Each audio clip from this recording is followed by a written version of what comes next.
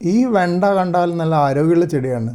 പക്ഷെ വെണ്ടയ്ക്ക കണ്ട വളഞ്ഞ് പോലെ ഇരിക്കുന്നു, ഒരു വിരലിങ്ങനെ മടക്കി വെച്ച പോലെ.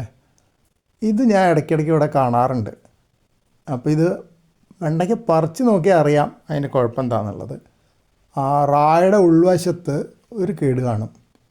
എനിക്ക് തോന്നുന്നത് ആ വെണ്ടയ്ക്ക വളരെ ചെറുതായിരിക്കുമ്പോൾ വല്ല ബട്ടർഫ്ലൈയുടെ, പൂമ്പാറ്റയുടെ ലാർവ തുളച്ച് കയറുന്നുണ്ടാവും അതിൻ്റെ ഉള്ളിലേക്ക്. ഇനി പൂമ്പാറ്റയുടെ ആണെന്നില്ല, വേറെ ഏതെങ്കിലും പ്രാണികളുടെ ലാർവകളാവാം, തുളച്ച് കയറുന്നുണ്ടാവും.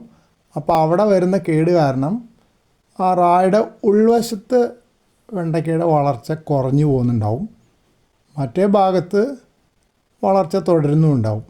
അപ്പോൾ ന്യായമായിട്ടും വെണ്ടയ്ക്ക വളഞ്ഞ് വരുമല്ലോ. അതല്ലാതെ ഇതിനൊരു വേറെ കാരണം കാണുന്നില്ല. പക്ഷെ ഒരുവിധം എല്ലാ പ്രാവശ്യവും ഇങ്ങനെ കണ്ടു കഴിഞ്ഞാൽ ഞാൻ വെണ്ടയ്ക്ക പറിച്ചെടുക്കും, കളയാൻ വേണ്ടിയിട്ടാണ്. പറിച്ചെടുക്കുമ്പോൾ അതിൻ്റെ ഉള്ളിൽ കേട് കാണും. എന്ന് പറഞ്ഞാൽ മൊത്തത്തിൽ കേടുണ്ടാവില്ല, ആ റായുടെ ഉൾവശത്ത് ഒരു ചെറിയൊരു കേട് കാണും. ഉള്ളിലേക്ക് അത്ര അധികം കേട് കാണാറില്ല.